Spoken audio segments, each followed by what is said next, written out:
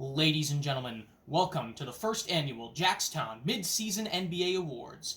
Now put your hands together for tonight's host, the one and only JaxTown. Thank you. Thank you guys so much. Thank you. Thank you guys. Thank you to everyone out there. Thank you guys so much. You know, hosting the annual JaxTown Midseason Awards has always been a lifelong dream of mine. And now that it's come true, it's a pretty indescribable feeling. It's just unbelievable. I mean, it really is a dream come true. By the way, I probably feel like I should have a podium, but I guess it wasn't in the budget, so we're gonna have to sit down for tonight, but it is what it is, I guess. And I guess I also better perform a little monologue like most of these other award shows do, so here it goes. One eternity later. Okay guys, hope you enjoyed that, and now we're gonna move on to what you probably came here for, the awards. Now, I will be naming all the deserving nominees for each mid-season award, then I'll be handed a note card that tells me the winner, which has been fairly decided upon by the Jax Academy. Now, unfortunately, we do not have the winners of each award here in the building with us tonight, but what we do have instead is a little video filmed that explains the reasoning behind each decision. And also, to make this award show a little more unique than other mid-season NBA award shows, we've also decided to add in a few unconventional and unique awards just to make this thing a little more interesting than it already is. So without further ado, guys, let's move on to the awards themselves. And it's only fitting that the first award of the night goes to the player who has made the best first impression in the NBA. Here are the nominees for mid-season Rookie of the Year: Anthony Edwards, LaMelo Ball, Tyrese Halliburton, and Emmanuel Quickley. And the winner is LaMelo Ball. And here is a little video explaining why.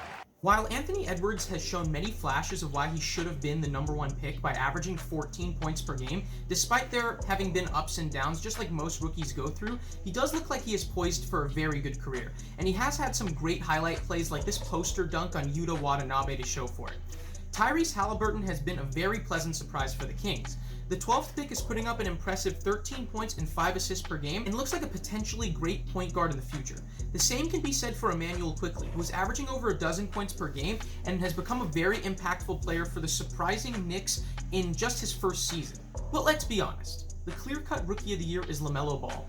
Coming into the draft, we knew there was risk, but also high reward potential. And so far, it looks like Michael Jordan has made an incredible decision to draft him at pick number 3. LaMelo's averaging over 16 points, 6 rebounds, and 6 assists per game to go along with some great perimeter defense, as he's getting over 1.5 steals per game as well.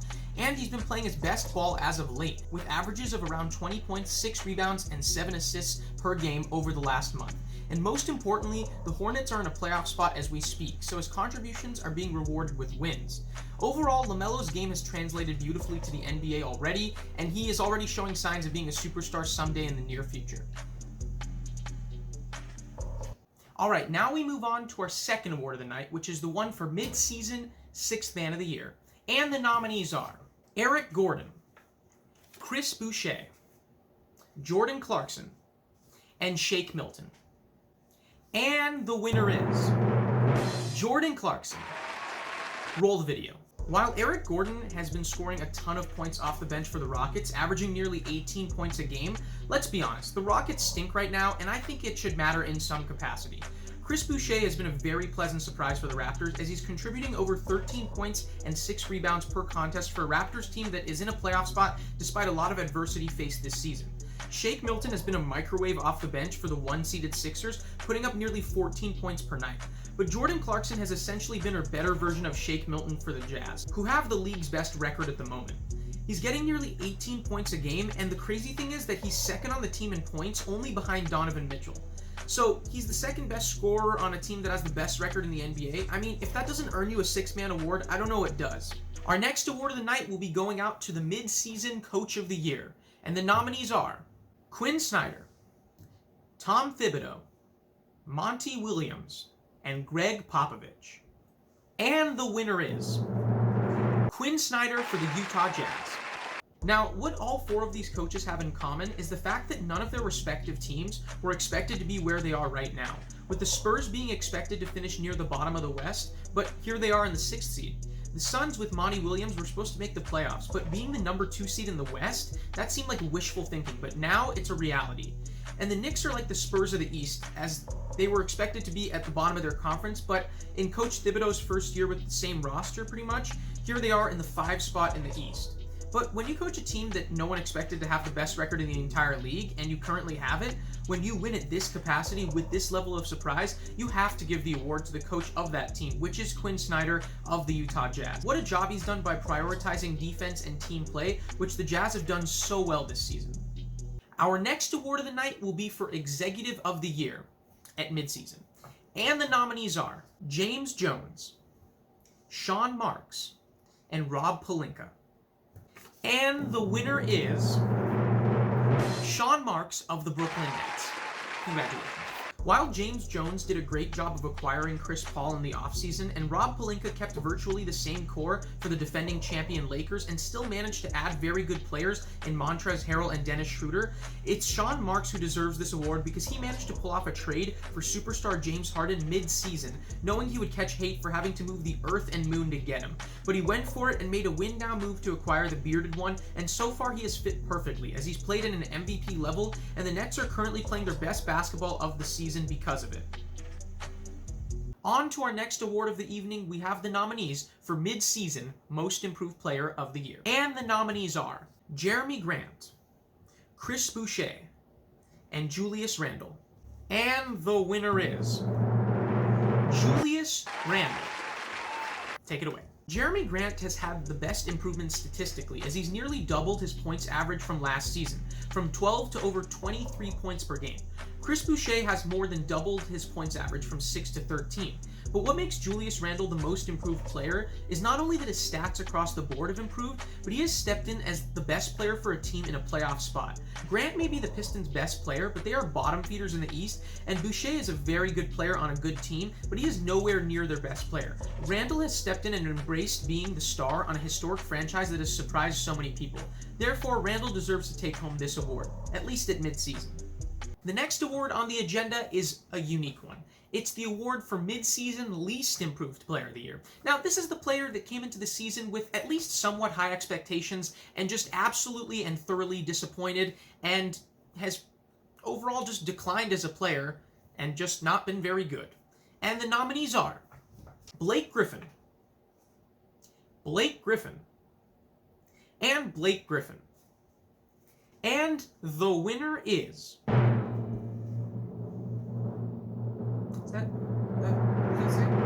Oh, Blake Griffin. Now listen guys, I like the guy, and he's had a really good career so far, but after having possibly his best season as a pro just 2 years ago in Detroit, and missing a lot of last year due to injury, many people still felt he had a lot left in the tank coming into this season. But he apparently didn't have anything left in the tank, as he's averaging just 12 points per game, which is by far a career worst.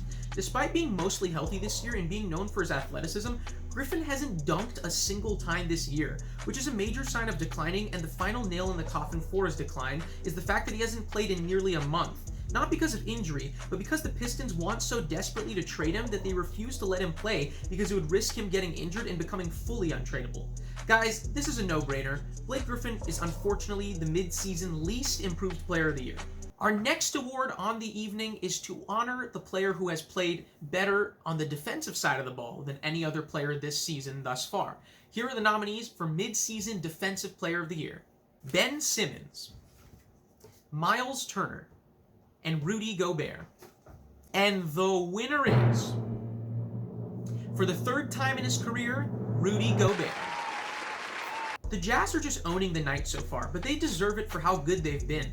While Ben Simmons has probably been the best perimeter defender in the league, and Miles Turner is leading the league in blocks with a ridiculous 3.4 per game, it's Gobert's overall interior presence that translates to wins and overall team defense the most. The Jazz have a top 3 defense in terms of points allowed, and of course also have the best record in the league, which neither of the other two players can say about their respective teams. The Stifle Tower has always been a defensive anchor, and proven that defense and rebounding alone give a player so much value. Overall, Gobert is just a great symbol of defense and how defense is contagious and leads to wins, which is why he should once again be Defensive Player of the Year, at least at midseason. Now we have 3 more awards to give out tonight, and for the next couple awards, I feel like it's only fitting that because basketball is a team game, I feel like we should give out a couple team awards. Don't you think, guys? Right? I mean, come on. It's a team game. I know most of these awards are for individuals, but we're going to keep this show unique and honor a couple teams in their entirety. So the first award of the night is going to go to the most surprising team. The team that wasn't expected to be very good this season, but somehow have surprised us all and been a very good competitive team. So the nominees for mid-season most impressive team, or most surprising team, however you may phrase it, are the Utah Jazz, the New York Knicks, the Charlotte Hornets, the San Antonio Spurs, and the Phoenix Suns. And the winner is the New York Knicks. Take it away. While all these teams have definitely performed a lot better than most people thought, the Knicks are most deserving because they have been bad for a long time. Having missed the playoffs the last 7 seasons and coming into the year with a similar roster from last year's team that didn't even sniff the playoffs. So it was logical to think that it would be more of the same from the once great franchise. But the one big difference on the team was the hiring of coach Tom Thibodeau, and his impact has turned the team's outlook upside down as they are playing elite defense and proving that teamwork and defense can put a team in a playoff spot despite not having any bona fide superstars at the moment. It's just great to see a historic franchise like the Knicks being good again. The NBA is better when New York is putting out high quality basketball on the court, at least most nights. Now we move on to our second to last award of the night, and the second and final team award, which is the complete opposite of the previous award, which goes out to the most disappointing team at mid-season in the NBA, and the nominees are the Atlanta Hawks, the Dallas Mavericks, and the Washington Wizards. And the winner is... Sorry, it was backwards. The Washington Wizards. While the Hawks were expected to be in the playoff picture with the acquisitions they made in the offseason, and the Mavericks are in the 8th spot in the West after many thought they were a potential top 4 team in the conference, it is the Wizards who have disappointed us the most, and let me tell you why. Bradley Beal leads the league in scoring, and Russell Westbrook is a former MVP and triple-double machine. These two guys are superstars, and when you have 2 superstars, you should definitely be good enough to at least make the playoffs, much less make the playoffs in the usually weaker Eastern Conference. But here the Wizards are, 3 games back of the 8th spot, sitting at the 12th spot with a 13-20 record. They have been playing a little better recently, and they still have a good shot at making the playoffs because there's an entire half season left, but there's still no excuse for why they should be in the position they are now. And now, ladies and gentlemen, we move on to our final award of the night. Yes, I know it's sad, but it looks like, according to many people at least, we have saved the best for last, because here's the award that, according to many people, is the most prestigious individual award on the court that an NBA player or any athlete can get, and that is for the Mid-Season Most Valuable Player Award. Now, this is a player who, according to the Jax Academy, who sent me a definition on this little convenient note card here, it is the player who not only has stuffed the stat sheet the most, but has also contributed in terms of wins. His impact has mattered more than just numbers. He's made his team better. He has led his team to wins, thus deserving emphasis on the word valuable. So, here are the nominees for the mid-season MVP. Joel Embiid, LeBron James, Nikola Jokic, and James Harden. And the winner of our final award of the night, possibly the most prestigious, the MVP of the mid-season, according to the Jax Academy, in the NBA, is Joel Embiid. And for one final time tonight, Mr. Video, take it away. LeBron James has put up his usually terrific numbers and has done what he always does on the court without missing games and playing without his Robin and Anthony Davis.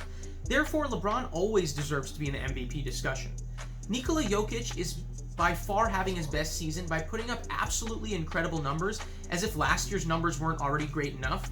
The Joker's putting up career highs in points, rebounds, and assists, and his near 9 assists per game is just crazy for a big man. He might deserve some most improved player votes as well. And James Harden is also putting up his usually insane numbers with a lot better efficiency on a Nets team that is playing their best basketball of the year without Kevin Durant, and James Harden is the main reason why. All these guys have had MVP caliber seasons, but here's why Embiid deserves the award going into the All-Star break more than any other player. The Lakers are good, but aren't playing too well right now and are currently the 3 seed in the West.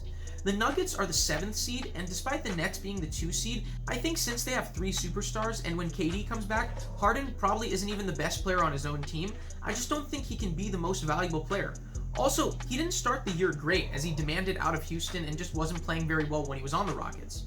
With Embiid, however, his team is the #1 seed in the East. He's averaging over 30 points and 11 rebounds per game, which is incredible. He's a great defensive player as well, and he's been healthy for most of the year. All these things only help his case, and I think it's great that he's bringing back the play style of the old school post-up interior big man. He would be the first true center to win the award since Shaq in 2000, and since he's stuffing the stat sheet and performing on both sides of the court and is having a profound impact in the win column, I think at least at mid-season, Joel Embiid is the most valuable player in the NBA.